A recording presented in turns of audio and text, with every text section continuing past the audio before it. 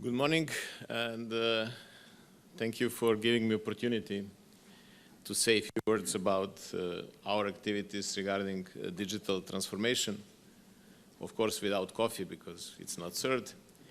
But I will start with the point that whenever people are asked what is our organization, OSCE, all of them throughout our area will know to tell you that this is an organization for dialogue and cooperation. So that dialogue which we have every day among us sometimes is much more easier when someone is serving you coffee. But nevertheless, Deputy Prime Minister, colleagues, ladies and gentlemen, first of all, I would like to thank our colleagues from the chairmanship, from the Slovak chairmanship, for inviting not only me, but also all colleagues who are here in Bratislava. And we had yesterday quite a successful second preparatory meeting for our forum meeting in Prague. And I think the focus that this initiative puts on promoting information technologies in public administration is very important, also taking into account the discussions which we have now witnessing in our organization, because it is of utmost importance for the public sector to stay abreast of technological developments, and we have seen some substantial discussions on this issue taking place between our participating states recently. But since there are a lot of sometimes differences between OECD and OSCE, and some people are mixing these two abbreviations and also two organizations, I would like to just give you a small and short presentation of our organization so that you can understand what we are doing and what we are talking about.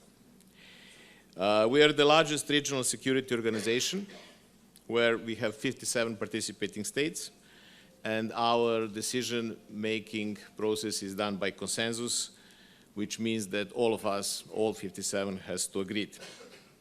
Of course, perhaps we are, and what was said in the introductions, we are sometimes most known for our monitoring missions, our involvement throughout the whole conflict cycle, from conflict prevention, post-conflict rehabilitation, or perhaps sometimes for our election observations. But from the very beginning of the organization in '75 in Helsinki, we have looked at security from a comprehensive angle, encompassing not only so-called hard security issues or human rights, human dimension, but also economic and environmental issues which are relevant to the security. The three-dimensional nature of the OSCE is a key importance for keeping a balance and thus enabling consensus. But what is exactly the link between economic issues and security as we are them seeing in our organization?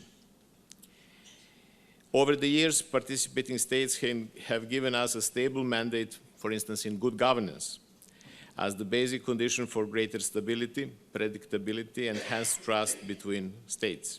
Moreover, we are very active in preventing and combating corruption. In today's globalized and highly interconnected world, corruption represents one of the greatest challenges to security and a major obstacle to sustainable development, since it reduces the attractiveness of the investment climate and impedes economic growth and trade. Another area is, for instance, connectivity and trade. Participating states have established a relationship between the harmonization, standardization, and simplification of trade procedures, as free trade and the connections it established between society will support and create more trust and security. The daily technological progress we are witnessing quickly developing into artificial intelligence is, of course, strongly impacting on economic security, touching upon all aspects of our lives. In its scale, scope, and complexity, this transformation, both with its opportunities and challenges, will be unlike anything experienced before. Although we still do not know how it will unfold, one thing is clear. The response should be integrated and comprehensive, involving all stakeholders, from the public and private sectors to academia and civil society. And there is no doubt that technology is driving historical levels of transformative change whose consequences, however, are still to be fully understood. One of the most disruptive consequences could be the impact on work. The progressive expansion of non-standard employment has a number of detrimental effects on many aspects, including on employment security, occupational health and accident insurance, social security, training, education, with consequences on the quality and quantity of jobs, particularly for youth. In such an increasing volatile business climate, there is a strong need to rethink corporate governance as well as public-private partnerships to steward the technological transformation that is fair and leaves no one behind.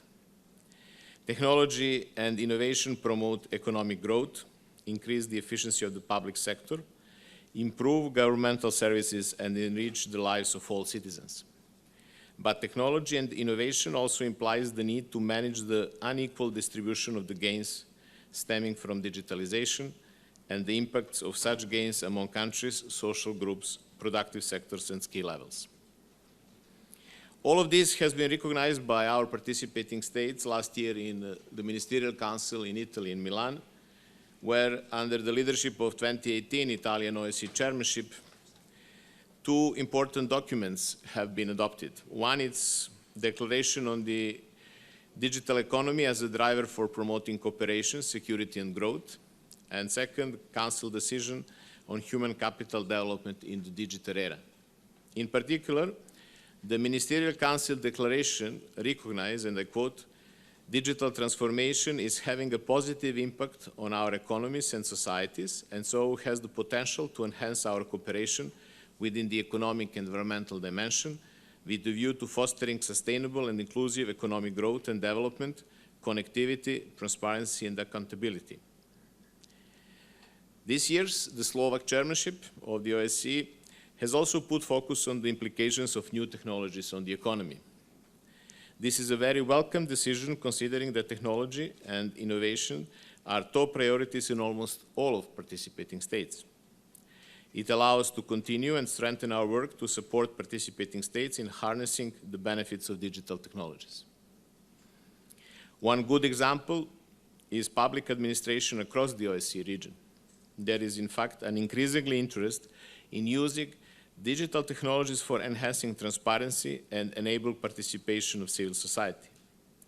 Asset declaration is obligatory for more and more public officials across the whole OSCE area.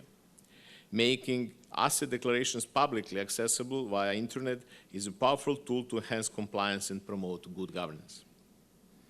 Another area is, for sure, public spending, a tool that can be leveraged at the local level. Many of our participating states are now designing digital solutions for participation in this regard. Regulatory activities at the municipal level, such as the granting of construction permits, are also prone to corruption. Digital platforms can enhance transparency, empowering law enforcement and civil society to address it.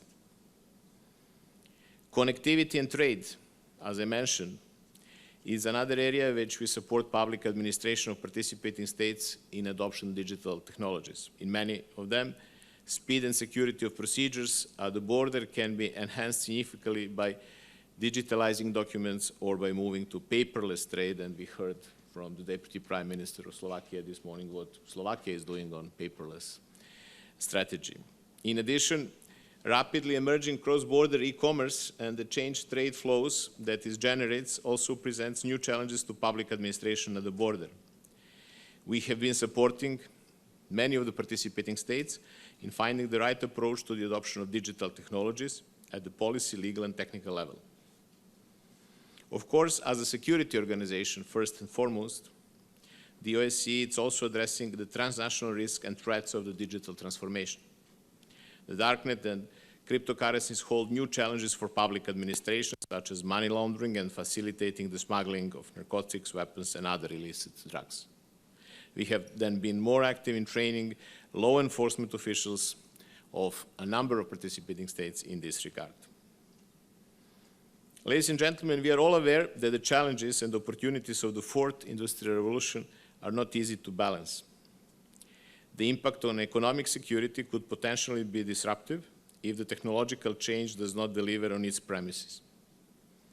We cannot afford the digital gap to become yet another dividing line in the current regional and global scenario. New technologies can help changing perspective, generating hope, connecting us, and triggering a new story about how we want to live. Indeed, we are all part of this story, and we are all responsible for the outcome. The closer we cooperate, the bigger difference we can make. So I warmly welcome this opportunity which is offered today to us to be at least partially here and to listen and to discuss the prospects for enhanced cooperation in this area, in the area which is already shaping our present and of course our future. And let me express my first and foremost personal appreciation to the Slovak chairmanship for our excellent cooperation, and also on behalf of the Secretariat of the OSCE, I wish that your conference be fruitful and that you have very successful deliberations. Thank you very much.